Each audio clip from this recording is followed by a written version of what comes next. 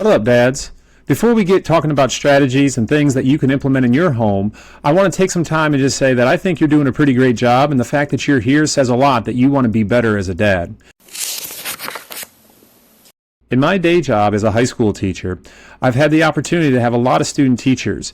And as I've mentored them, I've learned over time that one of the most important lessons that they're going to learn and that I need to help them understand is that there is no universal way to teach.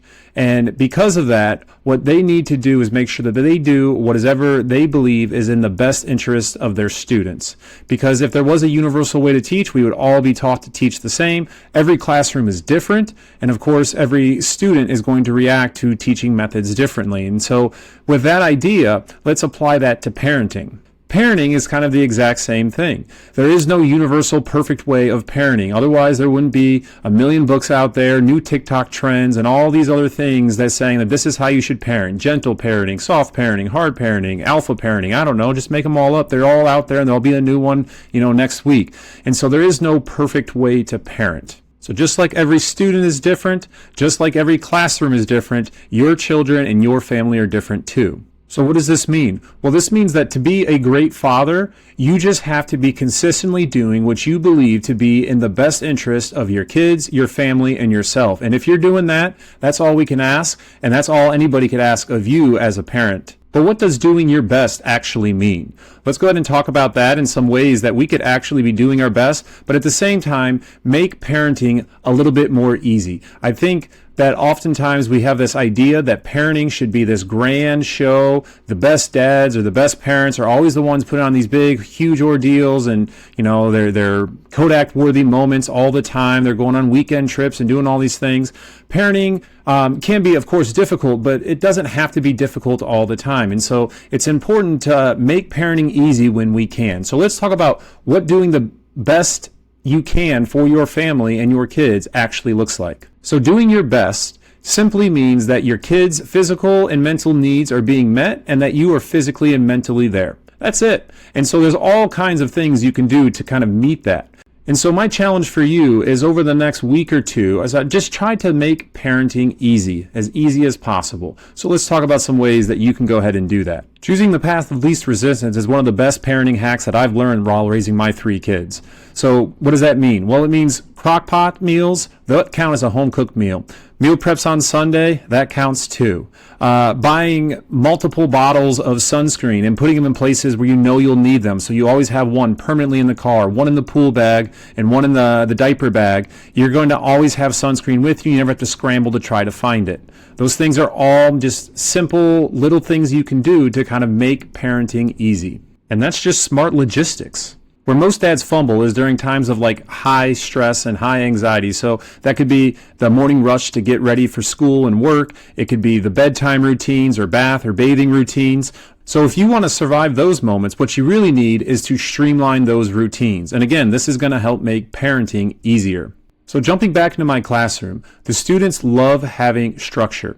Okay, I set routines within my classroom and the students know exactly what to expect. And they like that structure. They like the comfort and the repetitiveness of it. It lets them know what to expect. And when they know what to expect, it makes things easier. And the same is true in your household. And so when you are talking about your bedtime, or you're talking about getting ready in the morning, or you're talking about, bathing time, or any other time that seems to have frequent maybe tantrums or outbursts or power struggles or anything of that nature, you need to figure out ways to streamline this. Now, full disclosure, to implement some of these systems and to implement some of these streamlined processes, there will be a bit of resistance and tension at first.